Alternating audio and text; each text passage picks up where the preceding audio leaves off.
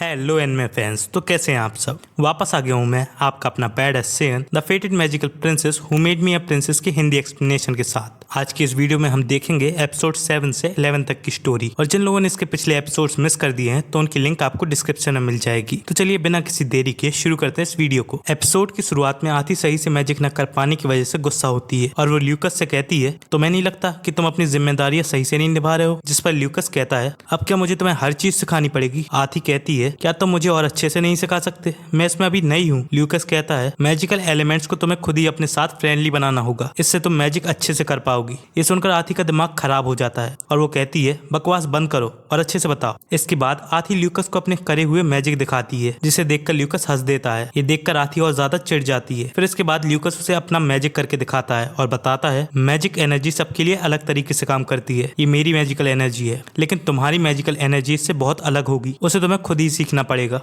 ये सुनकर आती परेशान हो जाती है और कहती है, क्या मुझे ये खुद ही सीखना पड़ेगा, कैसे जल्दी सीखने का कोई तरीका नहीं है। इसके बाद आती मैजिक बुक पढ़ते हुए फ्रस्ट्रेट हो जाती है और गुस्से में ल्यूकस से कहती है, मैं समझ गई, दिक्कत मुझ में नहीं है, दिक्कत तुम में है, तुम्हें अच्छे से मैजिक सिखाना ही नहीं आता। जिस पर ल्यूकस हंसते हुए कहता है, मैजिक तो 400 सालों से ऐसे ही सिखाया जाता है। ये सुनकर आती उससे उसके बारे में पूछती है, जिस पर ल्यूकस कहता है, मैंने तुम्हें पहले ही बताया था कि मैं एक महान विजार्ड हूँ। आती कहती है, क्या बस इतना ही, इसके अलावा और कुछ नहीं कहना तुम्हें। ल्यूकस कहता है, हाँ बस इतना ही है। इसके बाद आती चिढ़ जाती है और कहती है, इससे अच्छा तो उस एल्फियस के बेटे से मैजिक सीख लेती, कम से कम वो अच्छे से मैजिक तो सिखा देता और वो रेवन का भी ध्यान अच्छे से रखता। ये सुनकर एल्फियस को गुस्सा आने लगता है। वो कहता है, तो तुम्हें उससे मिलना है। आती कहती है, क्या हुआ। ल्यूकस कहता है, ठीक है, तो तुम्हारी ये विश मैं पूरी कर देता हूँ। और वो अपने मैजिक से एक पोर्टल के जरिए आती को इज़ीकेल के पास भेज देता है। जैसे ही इज़ीकेल आती को देखता है, वो उससे पूछता है, क्या तुम एक एंजल हो। ये सुन के आती शर्मा जाती है और उससे कहती है, हाँ मैं एक एंजल हूँ। असल में आती उसे अपनी सच्चाई नहीं बताना चाहती थी, लेकिन उसकी नीली आंखें और बालों को देखकर इज़ीकेल समझ जाता है कि ये ओबेलिया एम्पायर की प्रिंसेस अथानासिया है। इसके बाद इज़ीकेल को ढूंढते हुए एल्फियस भी वहां आ जाता है। एल्फियस की आवाज सुनकर आती तुरंत छुप जाती है। एल्फियस उससे पूछता है, तुम यहाँ क्या कर रहे हो। जिस पर इज़ीकेल कहता है, मैं यहाँ घूमने के लिए आया था। एल्फियस उससे पूछता है, क्या तुम अटलांटा जाने के लिए परेशान हो। जिस पर इज़ीकेल कहता है, मैं जेनेट के लिए परेशान हूँ, वो मेरे जाने की वजह से बहुत दुखी थी। ये सुनकर एल्फियस कहता है, तुम्हें उस पर ध्यान देने की जरूरत नहीं है, तुम्हें अपनी पढ़ाई पर ध्यान देना चाहिए। अगर प्रिंसेस तुम्हारी क्लासमेट बनने के लिए तैयार होती तो शायद तुम्हें बाहर जाने की कोई जरूरत ही नहीं होती। और ये सब कहकर वो वहां से चला जाता है। उसके जाने के बाद आती भी बाहर आ जाती है और कहती है, मैंने तुम्हारी बातें नहीं सुनी। जिस पर वो कहता है, ये तो अच्छी बात है, वैसे भी ये बातें सुनने लायक नहीं थी। इसके बाद वो दोनों आपस में बातें करने लगते हैं और इज़ीकेल बताता है कि वो अपने घर का बड़ा बेटा है, इसलिए उसके डैड चाहते हैं कि वो अच्छे से पढ़कर इस परिवार का नया लीडर बने। लेकिन वो इस बात से बहुत परेशान रहता है, इसलिए वो आती से भी पूछता है, क्या तुम्हें भी ऐसा प्रेशर फील होता है। ये सुनकर आती सोचने लगती है, मैंने जिस इज़ीकेल को सपनों में देखा था वो तो बहुत चालाक था, लेकिन अब जब मैं उसकी बातें सुन रही हूँ तो चीजें बहुत अलग लग रही हैं। लेकिन आती कहती है, तुम्हें और मेहनत करनी चाहिए, जिससे तुम अपने डैड का सपना पूरा कर पाओ और उन्हें भी दिखा दो कि तुम कितने काबिल हो। ये सुनकर इज़ीकेल भी हंसने लगता है और कहता है, शायद तुम सही कह रही हो। लेकिन तभी ल्यूकस का मैजिकल पोर्टल दोबारा से ओपन होता है और वो उसे महल में दोबारा बुला लेता है। अचानक से इस तरह आने की वजह से वो गुस्सा होकर ल्यूकस को मुक्का मार देती है और कहती है, पहले तो तुमने मुझे बिना पूछे वहां भेज दिया और फिर अचानक से बुला भी लिया। मैंने उसे बाय भी नहीं बोला था, उसे कितना बुरा लगा होगा। ये सुनकर ल्यूकस कहता है, तुमने ही तो कहा था कि तुम्हें वहां जाना है, इसलिए तो मैंने तुम्हें भेज दिया था। अगर बाय बोलना चाहती हो तो मैं तुम्हें दोबारा से भेज देता हूँ। वो गुस्से में कहती है, चीजें ज्यादा उलझाओ मत, और वहां से गुस्से में चली जाती है। इसके बाद आती लेक के पास उदास बैठी होती है। वो सोचती है, मैं इतनी मेहनत के बाद भी मैजिक नहीं सीख पाई, अगर ऐसा ही चलता रहा तो मेरा बुरा सपना सच हो जाएगा। तभी ब्लू लोटस से आती को उसकी मॉम का साया दिखाई देता है। जैसे ही वो अपनी मॉम को छूने के लिए आगे बढ़ती है, वो डूबने लगती है और ब्लू लोटस की जड़ें भी उसे पानी के अंदर खींच रही होती हैं। लेकिन इसी वक्त दूसरी तरफ ल्यूकस को भी इस बात का अंदाजा हो जाता है कि आती अभी खतरे में है। वो जल्दी से उसके पास जाता है। आती पानी के अंदर ल्यूकस की बातों को याद करती है और अचानक से एक वाटर मैजिक बबल क्रिएट कर देती है। वो जैसे ही किनारे पर आती है, ल्यूकस उसे बताता है कि ये एक वाटर मैजिक है। ये सुनकर आती बहुत खुश होती है और उसे गले लगा लेती है। लेकिन ल्यूकस उससे कहता है, ऐसा नहीं कि मैं तुम्हें यहाँ बचाने के लिए आया था, मैं तो बस यहाँ से गुजर रहा था। लेकिन आती कहती है, मुझे तो इस बात की ज्यादा खुशी है कि मैं ब्लू लोटस की छलावे से खुद ही बच गई। इसके लिए वो ल्यूकस को थैंक यू भी बोलती है। लेकिन ल्यूकस कहता है, तुम भूल गई, तुमने मुझे पंच मारा था। ये सुनकर आती कहती है, तो क्या तुम भी मुझे मानना चाहते हो। ल्यूकस उसे देखता है और कहता है, मैं एक महान विजार्ड हूँ और मैं बच्चों पर हाथ नहीं उठाता। इसके बाद वो लोग वापस से महल जाने लगते हैं। इसके बाद आती को भींगा हुआ देखकर लिलियन उससे पूछती है कि आपको क्या हुआ। जिस पर आती कहती है, मैं तो बस खेल रही थी और घास के ढेर में गिर गई। तभी पीछे से क्लॉड आ जाता है और कहता है, क्या सच में। उसकी आवाज सुनकर आती डर जाती है और बहाने बनाने लगती है कि वो प्रैक्टिस कर रही थी। क्लॉड उससे पूछता है कि कौन सा मैजिक कर रही थी। तभी आती कुछ बोल नहीं पाती और ल्यूकस को आगे कर देती है। लेकिन उसके बोलने के पहले ही क्लॉड ल्यूकस और आथी को उठा के महल के अंदर ले जाता है और कहता है अब तुम लोग मुझे अच्छे से बताना क्या हुआ था। ये देखकर लिलियन और फेलिक्स दोनों ही हंसने लगते हैं। इसके कुछ टाइम बाद आथी ल्यूकस को मैजिक से कप को हवा में फ्लोट करके दिखाती है, जिस पर ल्यूकस उसकी तारीफ करता है और कहता है अब टाइम आ गया है तुम्हें अगला मैजिक सिखाने का। ये सुनकर आथी बहुत खुश होती है और कहती है अब क्या तुम मुझे लोगों को हवा में उड़ाने वाला मैजिक सिखाओगे। ल्यूकस कहता है ये इतना आसान नहीं है। वो उसे अपना मैजिक दिखाते हुए कहता है इसके लिए तुम्हें एक टाइम पर बहुत सी चीजें फ्लोट करनी पड़ेंगी। ल्यूकस कहता है अब तुम मेरी तारीफ कर सकती हो, जिस पर आथी कहती है हाँ तुम बहुत महान हो, मगर जिस कप में तुम चाय पी रहे हो वो मेरा है। इसके बाद अगले सीन में आथी सोच रही होती है कि मैजिक करना कितना कठिन होता है, पता नहीं लोग इसे कैसे कर लेते हैं। तभी उसे इज़ेकियल की याद आ जाती है और वो इस बात से परेशान होती है कि वो उसे बिना कुछ बोले ही वहां से चली गई थी। इसलिए वो ल्यूकस से उसे इज़ेकियल के पास भेजने के लिए कहती है, जिस पर ल्यूकस उसे साफ मना कर देता है और कहता है मैं अपना मैजिक इन फालतू कामों के लिए वेस्ट नहीं कर सकता। ये सुनकर आथी गुस्सा हो जाती है और कहती है तुमने अभी तो इतनी सारी चीजें उड़ाने में उसे वेस्ट किया था। ल्यूकस कहता है मैंने जब पिछली बार तुम्हें भेजा था तो तुमने मुझ पर बहुत गुस्सा किया था और मारा भी था, इसलिए मैं तुम्हारी कोई भी मदद नहीं करूंगा। ये सुनकर आथी उसे प्यार से कहती है क्या तुम सच में मेरी मदद नहीं करोगे। इतने प्यार से बोलने पर ल्यूकस उसकी बात मान जाता है और उससे दोबारा से इज़ेकियल के घर पर फेंक देता है। जिसके बाद आथी इज़ेकियल के घर उसकी चिमनी से निकलती है। इज़ेकियल उसे देख लेता है और उससे कहता है तुम कभी भी कहीं से भी आ जाती हो ना। जिस पर आथी कहती है एंजल्स तो ऐसी ही होती है। इज़ेकियल उसकी आंखें देखकर उससे पूछता है कि तुम्हारी आंखों को क्या हुआ। जिस पर आथी सोचती है तो उसने लास्ट टाइम नोटिस कर लिया था, इसलिए मैंने इस बार ल्यूकस से कहकर इनका कलर चेंज करवा दिया। लेकिन आथी बातों को बदल देती है ताकि उसका ध्यान आंखों से हट जाए। वो कहती है मैं लास्ट टाइम बिना कुछ बोले ही चली गई थी, इसलिए मैं तुम्हें देखने के लिए आई हूँ।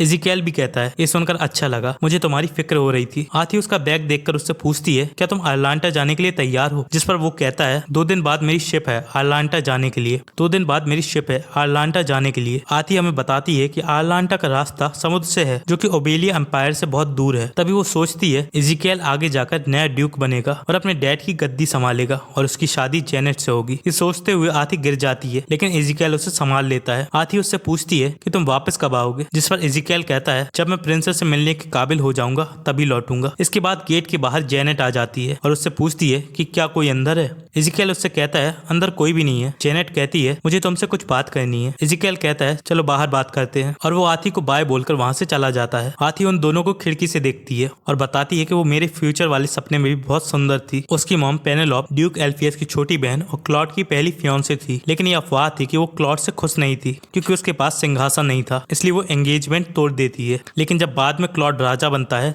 तब पेनेलोप को बहुत पछतावा होता है। इसके बाद उसकी शादी किसी और से हो जाती है, लेकिन वो भी उसे छोड़ देता है। मरने से पहले वो एक नीली आंखों वाली बच्ची को जन्म देती है जो कि जेनेट होती है, जिसे ड्यूक एल्फियस बड़ा करता है और एल्फियस के जरिए वो क्लॉड की नजरों में आ जाती है और सभी लोग उसे एक प्रिंसेस के रूप में पसंद करते हैं। आथी सोच रही होती है क्या मैं उससे नफरत करती हूँ, और तभी वहाँ ल्यूकस आ जाता है। वो उससे जेनेट के बारे में पूछता है। अचानक से ल्यूकस की आवाज सुनकर वो डर जाती है। वो कहती है तुम यहाँ कैसे आए और कम से कम मुझे डराओ तो मत। ल्यूकस कहता है तुमने मेरे सवाल का जवाब नहीं दिया, क्या वो एक किमेरा है। दोस्तों किमेरा एक तरह का मिथिकल एनिमल होता है। ल्यूकस कहता है एक बच्चा जो ब्लैक मैजिक की वजह से बदल गया। इसके बाद अगले सीन में आथी और ल्यूकस जेनेट और इज़ेकियल पर नजर रख रहे होते हैं। आथी उससे कहती है हमें कोई देख लेगा, जल्दी यहाँ से चलो। ल्यूकस कहता है मैंने एक मैजिकल बैरियर लगा रखा है जिससे हमें कोई देख नहीं सकता, मैं बस उस पर नजर रखना चाहता हूँ कि आखिर किमेरा कैसा है। जेनेट को परेशान देखकर इज़ेकियल पूछता है क्या हुआ, जिस पर जेनेट कहती है कुछ नहीं, मैं बस चाहती हूँ तुम मेरे लिए पियानो बजाओ। ये देखकर आथी सोच रही होती है शायद जेनेट नहीं चाहती कि इज़ेकियल यहाँ से जाए।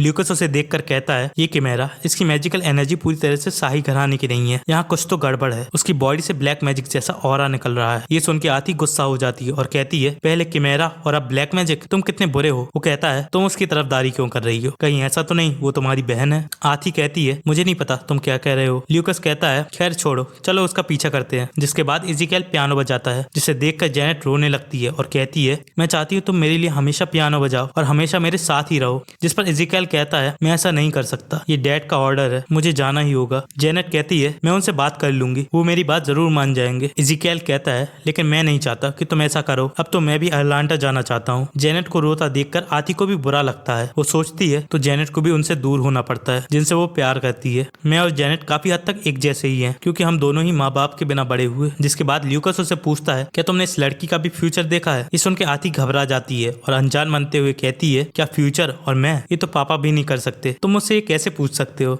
वो हंसते हुए कहता है, क्या तुम सच में फ्यूचर नहीं देख सकती? आती पूछती है, क्या मतलब? वो कहता है, छोड़ो, वापस चलते हैं। वो सोचता है आगे क्या होने वाला है, ये देखना मजेदार होगा। इसके बाद अगले सीन में आती लॉयड से मिलती है। लॉयड उससे पूछता है, क्या मैजिक सीखते हुए तुम थक गई हो? जिस पर आती कहती है, ये बहुत मुश्किल है, लेकिन मैं इसे सीख कर ही रहूंगी। इसे उनका लॉयड कहता है, अगर तुम इसे छोड़ भी देती तो कोई प्रॉब्लम नहीं थी। मैंने सोचा था कि तुम इसे छोड़ दोगी, लेकिन अब लगता है ये तुम्हारा गोल बन गया है। ये देखकर मुझे अच्छा लगा। तभी आती उससे पूछती है, क्या आप हमेशा मुझसे ऐसे ही प्यार करेंगे? जिस पर लॉयड हैरान होता है और उससे पूछता है, ये कैसा सवाल है? ऑफ कोर्स, मैं हमेशा तुमसे ऐसे ही प्यार करूंगा। अगले सीन में आती सोचती है, मैंने अपने फ्यूचर वाले सपने में जितने भी लोगों को देखा था उनमें से कोई भी वैसा नहीं निकला जैसा मैंने सोचा था। मेरे डैड भी मुझसे प्यार करते हैं। मुझे लगता था कि इज़ेकियल एक चालाक लड़का होगा अपने डैड की तरह, लेकिन वो भी वैसा नहीं है। जेनेट भी ज्यादा नहीं, बस अपनी फैमिली का प्यार चाहती है। आती को लगता है शायद उसने अपने सपनों को ज्यादा ही सच मान लिया था। ल्यूकस भी छत पर बैठा होता है। उसके हाथों में किस्मत के धागे होते हैं। वो कहता है, ये देखने में मजा आएगा कि तुम इन किस्मत के धागों के साथ ये कहानी कहाँ ले जाती हो, प्रिंसेस अथानासिया। इसके अगले सीन में हम देखते हैं कि आती डांस की प्रैक्टिस कर रही होती है। वो हमें बताती है कि ओबेलिया एम्पायर में जब कोई बच्चा 14 साल का होता है तो एक बड़ा सा इवेंट होता है जहाँ वो एक डांस के जरिए सभी लोगों के सामने इंट्रोड्यूस होता है, और इसी डांस की प्रैक्टिस आती कर रही होती है। तभी उसकी टीचर उसे एक अच्छा डांस पार्टनर चुनने के लिए कहती है। इसके बाद अगले सीन में आती अपना डांस पार्टनर चूज करने में कंफ्यूज रहती है। वो हमें बताती है कि उसके 5th बर्थडे पर क्लॉड ने उसे बहुत सारे गिफ्ट दिए थे और 7th बर्थडे पर उसने उसे एक लाइब्रेरी गिफ्ट करी थी। लेकिन आती इस बात से उदास होती है कि उसके सेलिब्रेशन पर कभी भी क्लॉड मौजूद नहीं होता, क्योंकि आती का बर्थडे और उसकी मॉम की डेथ एनिवर्सरी एक ही दिन है। तभी पीछे से ल्यूकस आ जाता है। वो उसे चिढ़ाते हुए पूछता है, क्या तुम डांस पार्टनर चुन रही हो? ये सब अच्छे हैं, पर लगता है कोई भी एल्फियस के बेटे का मुकाबला नहीं कर सकता। आती कहती है, क्या तुम चुप नहीं रह सकते? मैं कुछ सोच रही हूँ। ल्यूकस कहता है, अच्छा तो तुम फिर से अपने डैड के साथ बर्थडे सेलिब्रेट करने के बारे में सोच रही हो? तुम सीधा उनसे क्यों नहीं बोल देती? आती कहती है, ये सब इतना आसान नहीं है। ल्यूकस कहता है, वो तुम्हारे डैड हैं, तुम्हें उन्हें अपनी फीलिंग्स बतानी चाहिए। लेकिन आती उसे अकेले रहने के लिए कहती है। आती को उदास देखकर ल्यूकस भी चुपचाप वहां से चला जाता है। इसके बाद आती क्लॉड से चाय पर मिलती है। क्लॉड उससे पूछता है, क्या तुमने अपना डांस पार्टनर चुन लिया? ऐसा पार्टनर चुनना जो रेपुटेशन में तुम्हारे बराबर का हो। असल में क्लॉड उसके साथ डांस करने के बारे में बोल रहा था, लेकिन आती उसकी बात पूरी तरह से नहीं सुनती। वो कहती है, मैं जल्दी अपना डांस पार्टनर ढूंढ लूंगी। क्लॉड उससे पूछता है कि तुम्हें बर्थडे पर क्या चाहिए, जिस पर आती ल्यूकस की बात सोचकर क्लॉड के साथ बर्थडे सेलिब्रेट करने के लिए कहती है। क्लॉड कहता है, इसके बदले कुछ और मांग लो। आती कहती है, कोई बात नहीं, और वहां से चली जाती है। इसके बाद फेलिक्स आती से बात करता है। आती उससे पूछती है, क्या मैंने कुछ गलत कहा? जिस पर फेलिक्स कहता है, नहीं, ये आम बात है, लेकिन महाराज हर साल उस दिन सारे दरवाजे बंद करके अकेले ही रहते हैं। फेलिक्स आती से उसके डांस पार्टनर के बारे में पूछता है, जिस पर आती कहती है, क्या तुम मेरे साथ डांस नहीं करोगे? ये सुनकर फेलिक्स डर जाता है और कहता है, मुझे लगता है आपको मुझसे अच्छा डांस पार्टनर मिल जाएगा। इसके बाद अगले सीन में लिलियन आती से कहती है, शायद महाराज आपके डांस पार्टनर बनने के बारे में सोच रहे होंगे। आती भी सोचती है, क्या वो उस टाइम मुझसे यही कहना चाहते थे? इसके बाद अगले दिन आती डांस प्रैक्टिस कर रही होती है। अचानक ल्यूकस की आवाज सुनकर आती चौंक जाती है और गिरने लगती है, लेकिन ल्यूकस उसे आराम से पकड़ लेता है। वो कहता है, तुम बेवकूफ हो, तुम चाहती तो मैजिक से बच सकती थी। ये सुनकर आती गुस्सा हो जाती है और उसे दूर करती है, लेकिन इससे वो गिर जाती है और उसके पैर में चोट लग जाती है। लेकिन ल्यूकस उसे अपने मैजिक से ठीक कर देता है और कहता है, मैं यहाँ तुम्हारा मजाक बनाने के लिए नहीं आया था, मैं तुमसे माफी मांगने आया था सुबह की बात के लिए। ल्यूकस को माफी मांगता हुआ देख आती बहुत हैरान होती है, लेकिन वो कहती है, अगर तुम मेरी प्रैक्टिस में मदद करोगे तो मैं तुम्हें माफ कर दूंगी। इसके बाद प्रैक्टिस में उसकी मदद करने के लिए जब ल्यूकस हाथ बढ़ाता है, तभी वहाँ हाना स्वीट्स लेकर आ जाती है, लेकिन उसे इस तरीके से देखकर वो कहती है, क्या तुम दोनों डांस पार्टनर हो? मैं इस बारे में सभी को बताती हूँ। आती कहती है, कम से कम स्वीट्स छोड़कर तो जाओ। ये देखकर ल्यूकस हंसने लगता है। आती पूछती है, तुम हंस क्यों रहे हो? ल्यूकस कहता है, मैं तो बस अपने इमोशंस जाहिर कर रहा हूँ, तुम्हें भी इसी तरह अपने डैड के सामने अपनी फीलिंग्स बतानी चाहिए, अपने तरीके से, समझ गई? इसके बाद वो ल्यूकस की बातों पर गौर करती है और एक पेंटिंग बनाने में बिजी हो जाती है। वो इतनी बिजी हो जाती है कि वो मिलने के लिए क्लॉड के पास भी नहीं जाती, जिससे क्लॉड भी दुखी होता है। फेलिक्स कहता है, प्रिंसेस की वजह से महाराज कितने उदास हो गए हैं। क्लॉड कहता है, क्या कहा तुमने? इसके कुछ टाइम बाद आती क्लॉड से मिलने के लिए आती है और उसे अपना गिफ्ट दिखाती है। वो कहती है, आपके कमरे में बहुत सारी पेंटिंग्स हैं, लेकिन उनमें कुछ कमी है, इसलिए मैंने आपके लिए पेंटिंग बनाई है। पेंटिंग को देखकर क्लॉड हैरान हो जाता है। तभी आती उससे कहती है, मैं चाहती हूँ डांस इवनिंग में आप मुझे सबसे पहले विश करें और मेरे डांस पार्टनर बने। ये सुनकर क्लॉड हैरान होता है, लेकिन वो अंदर से खुश भी होता है। इसके बाद सभी मेट्स और फेलिक्स आती का बर्थडे सेलिब्रेट करते हैं और उसे गिफ्ट देते हैं। ये देखकर आती भी बहुत खुश होती है। इसके बाद रात में ल्यूकस आ जाता है। आती उससे कहती है, तुम लेट हो। ल्यूकस कहता है, एक महान विजार्ड ज्यादा फ्री नहीं होता। आती कहती है, मेरा गिफ्ट कहाँ है? कहीं ऐसा तो नहीं तुम भूल गए? ल्यूकस उसे अपनी आंखें बंद करने के लिए कहता है और फिर अपने मैजिक से फायरवर्क्स चालू करता है। आती फायरवर्क्स को देखकर बहुत खुश होती है और उसे प्यार से थैंक यू कहती है। उसे खुश देखकर ल्यूकस भी बहुत खुश होता है। अगले सीन में हम क्लॉड को बंद कमरे में देखते हैं। वो आथी की बनाई हुई पेंटिंग को देख रहा होता है। पेंटिंग को देखकर वो आथी के बचपन से लेकर बड़े होने तक के बारे में सोचता है। तभी हमें भी पेंटिंग देखने को मिलती है जिसमें उसने अपनी पूरी फैमिली बनाई होती है। इसके बाद अगले सीन में हम देखते हैं कि आथी को दोबारा से अपने फ्यूचर का वही सपना दिखाई देता है जहाँ जेनेट पार्टी में इंट्रोड्यूस होती है। वो ये सपना देखकर डर जाती है और तुरंत उठ जाती है। वो सोचती है इतने टाइम से तो मुझे ऐसा सपना नहीं आया, पर अब क्यों आ रहा है। इसके बाद अगले सीन में हम आथी को दोबारा से प्रैक्टिस करते हुए देखते हैं, लेकिन वो अपने सपने वाली बात से परेशान होती है और अचानक से गिर जाती है। उसकी टीचर कहती हैं, क्या तुम ठीक हो? लगता है तुम थक गई हो, थोड़ा रेस्ट कर लो, आखिर ये पार्टी बहुत इंपॉर्टेंट है। तभी आथी भी सोचती है, सही कहा, वो दिन मेरे लिए बहुत इंपॉर्टेंट है। अगर जेनेट वहां आएगी तो उसे पता चल जाएगा कि वो अकेली प्रिंसेस नहीं है। आथी इस बात से परेशान होती है कि क्लॉड ने उसके डांस पार्टनर होने का अभी तक कोई जवाब नहीं दिया। दो मेट्स इस चीज को देख लेती हैं और तुरंत जाकर लिलियन को बताती है। लिलियन सोचती है वो जरूर महाराज के जवाब का इंतजार कर रही होंगी। तभी एक मेड आती है और कहती है गार्नेट पैलेस से एक मैसेज आया है। ये सुनकर सभी लोग बहुत खुश होते हैं। वो तुरंत जाकर इसके बारे में प्रिंसेस को बताते हैं। मेड्स कहती हैं महाराज आपके डांस पार्टनर बनने के लिए मान गए हैं और उन्होंने आपके लिए ड्रेस और एक्सेसरीज भी भेजी हैं। ये सुनकर आती बहुत खुश होती है। इसके बाद अगले सीन में प्रिंसेस ल्यूकस के पास स्वीट्स लेकर जाती है और प्यार से उसे स्वीट्स देती है। ल्यूकस कहता है अब तुम्हें क्या चाहिए, जिस पर आती कहती है मैं चाहती हूँ तुम अपने बड़े रूप में आकर मेरे साथ डांस की प्रैक्टिस करो। ल्यूकस कहता है लेकिन क्यों, जिस पर आती कहती है क्योंकि डैड की हाइट लंबी है, इसलिए मैं चाहती हूँ तुम भी उनके जितने लंबे हो जाओ। लेकिन ल्यूकस उसे मना कर देता है। आती पूछती है लेकिन क्यों, जिस पर ल्यूकस कहता है जब लास्ट टाइम मैंने तुम्हारी हेल्प करी थी तुमने मेरे पैर के ऊपर पैर रख दिया था, वो भी कई बार। आती हंसकर कहती है ऐसी गलती दोबारा से नहीं होगी। लेकिन ल्यूकस मैजिक का यूज करके सेम हाइट का पेपर बना देता है और उसे इसके साथ प्रैक्टिस करने के लिए कहता है। आती कोशिश करती है उसके साथ प्रैक्टिस करने की, लेकिन वो उस पर भी पैर रखकर फिसल जाती है। ये देखकर ल्यूकस भी हंसने लगता है। आती परेशान हो जाती है और कहती है इसके बदले मुझे फेलिक्स से पूछना चाहिए था। ल्यूकस कहता है क्या तुम उसका भला नहीं चाहती, इससे अच्छा तुम किसी और को ढूंढ लो। तभी आती को इज़ेकिएल की याद आती है। वो कहती है मैंने सुना है कि वो वापस आ गया है।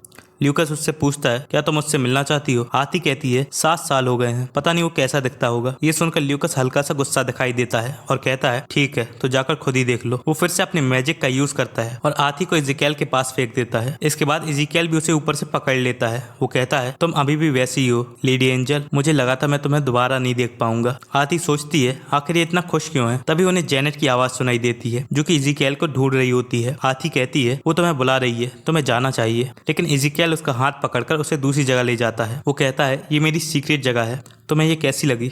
आती कहती है ये जगह तो बहुत सुंदर है। इज़ेकिएल उसे बताता है जब वो पहली बार उससे यहाँ मिला था तब से वो यहाँ पर रोज उसका इंतजार करता है। इज़ेकिएल कहता है इसी तरह आज भी मैं तुम्हारा इंतजार कर रहा था। आती पूछती है लेकिन क्यों। इज़ेकिएल कहता है पता नहीं क्यों। इसके बाद आती उससे एटलांटा के बारे में पूछती है। वो कहती है तुमने 6 साल में अपनी पढ़ाई पूरी कर ली और अपनी क्लास में टॉप भी आए। वो कहता है जब मैं शुरू में वहाँ गया था तब चीजें बहुत मुश्किल थी। जब भी मैं पढ़ने की कोशिश करता था चीजें समझ में नहीं आती थी, लेकिन फिर भी मैं लगा रहा। मुझे धीरे धीरे समझ आया कि यहाँ की पढ़ाई बहुत हार्ड है, लेकिन यहाँ के टीचर्स बहुत अच्छे थे, जिससे मैंने अपनी पढ़ाई जल्दी पूरी कर ली। ये सुनकर आती खुश होती है और उसकी तारीफ करती है। इज़ेकिएल कहता है मैं ड्यूकल हाउस का वारिस हूँ, इसलिए मैं कुछ भी गलत नहीं करना चाहता था। इज़ेकिएल की बातें सुनकर आती सोचती है मुझे भी इसकी तरह मेहनत करनी चाहिए। इज़ेकिएल कहता है लेकिन एक और रीजन था मेरे इतनी जल्दी यहाँ आने का। लेकिन तभी दोबारा से मैजिक ऑन होता है और ल्यूकस आती को बुला लेता है। आती उससे गुस्से में कहती है मुझे कम से कम बता तो दिया करो, अपनी मर्जी से मुझे यहाँ से वहाँ मत भेजा करो। ल्यूकस आती को गुस्से में देख रहा होता है। आती उससे पूछती है क्या तुम गुस्सा हो।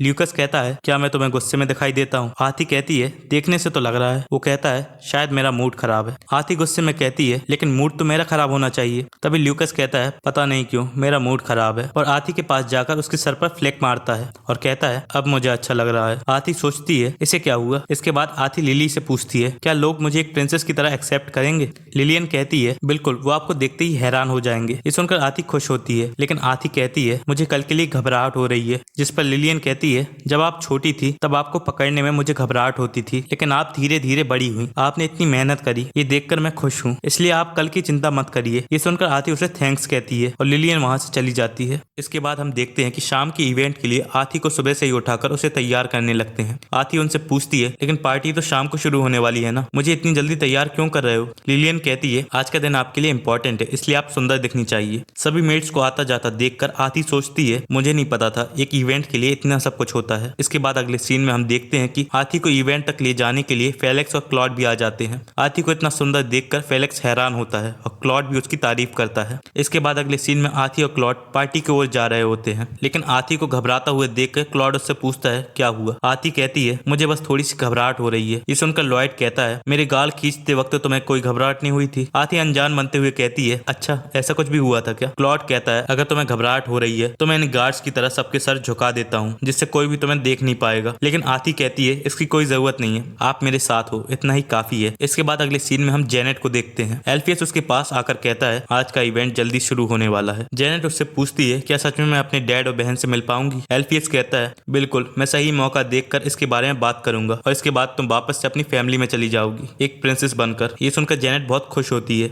इसके बाद हम देखते हैं क्लॉड और प्रिंसेस सबके सामने आते हैं। उन्हें देखकर सब लोग उनकी तारीफ कर रहे होते हैं। इसके बाद क्लॉड और आथी का डांस शुरू होता है और प्रैक्टिस की तरह आथी उसके पैर पर पैर रख देती है, लेकिन क्लॉड उसे संभाल लेता है। वो कहता है तो तुमने ऐसे प्रैक्टिस की थी। आथी कहती है ऐसा बिल्कुल भी नहीं है और फिर वो अपनी एंड परफॉर्मेंस देती है। डांस खत्म होने के बाद आथी एल्फियस को देखती है। वो सोचती है क्या वो सपने की तरह जेनेट को सबके सामने इंट्रोड्यूस करेगा। इस सोचकर ही आथी परेशान हो जाती है, पर तभी वहाँ के सारे लड़के उसके साथ डांस करने के लिए कहते हैं। तभी पीछे से इज़िकेल आ जाता है। उसे देखकर आथी सोच रही होती है क्या ये मेरे बारे में पहले से जानता था, और इज़िकेल को देखकर बाकी सारे लड़के भी वहां से चले जाते हैं। इज़िकेल आथी से डांस करने के लिए कहता है। इसके बाद हम देखते हैं कि एल्फियस क्लॉड के पास जाता है और उससे इनडायरेक्टली जेनेट के बारे में बात करता है, लेकिन ये सुनकर क्लॉड कहता है क्या तुम ऐसे ही बकवास करने के लिए यहाँ आए हो। एल्फियस कहता है अगर प्रिंसेस की तरह कोई उनका दोस्त हो जो उनकी ही तरह हो तो कितना अच्छा रहेगा। एल्फियस बहुत कोशिश करता है लेकिन क्लॉड एल्फियस की एक भी बात नहीं सुनता। लेकिन तभी उसे वहाँ एक आदमी दिखाई देता है जिसे देखकर वो हैरान हो जाता है। क्लॉड कहता है बस बहुत हो गया, मैं इस बारे में अब और बात नहीं करना चाहता। आज ये उसका दिन है और मैं इसे खराब नहीं करना चाहता।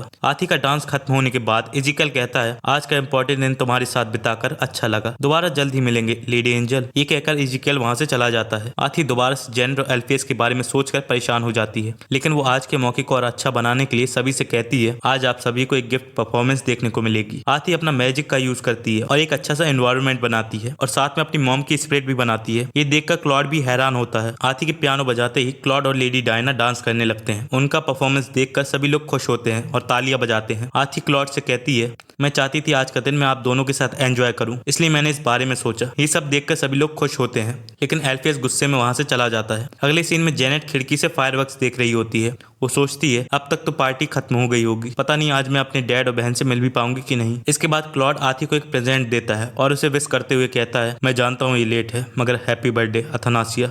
ये सुनकर आथी खुश होती है और कहती है आप तो बहुत लेट हो, बहुत से लोगों ने मुझे पहले ही विश कर दिया था। क्लॉड कहता है तो मैं इसे वापस ले लूं, जिस पर आथी कहती है ये तो नहीं हो सकता। इसके बाद हम उसी अननोन आदमी को देखते हैं जो पार्टी में मौजूद था। वो कहता है तो चीजें प्लान के हिसाब से नहीं चली। एल्फियस कहता है क्लॉड बहुत होशियार है, उसने मेरी एक भी बात नहीं मानी। वो आदमी कहता है तो क्या अब तुम्हारे पास और कोई चाल नहीं बची। एल्फियस कहता है मेरी छोड़ो, तुम इवेंट में क्या कर रहे थे, अगर कोई तुम्हें पहचान लेता तो क्या होता। तभी हम देखते हैं कि उस आदमी को भी पता होता है कि क्लॉड ने उसे देख लिया था। तभी वहां जेनेट आ जाती है और एल्फियस उसके डैड और सिस्टर के बारे में पूछती है। एल्फियस कहता है अभी महाराज एक और बेटी एक्सेप्ट करने के मूड में नहीं है, तुम थोड़ा इंतजार करो। ये सुनकर जेनेट थोड़ी दुखी हो जाती है, लेकिन वो कहती है कोई बात नहीं, मैं एक दिन अपने डैड और सिस्टर से जरूर मिलूंगी। इसके बाद आथी उस गिफ्ट को ओपन करके देखती है जिसे क्लॉड ने दिया था, जिसके अंदर एक रिबन होता है और एक मैसेज लिखा होता है मैं तुम्हारी अनंत खुशी के लिए विश करता हूँ अथनासिया। और इसी के साथ ही एपिसोड यहाँ एंड हो जाता है। तो दोस्तों ये था the फेटेड magical princess who made me a princess का हिंदी एक्सप्लेनेशन। आपको ये वीडियो कैसा लगा कमेंट में जरूर बताना।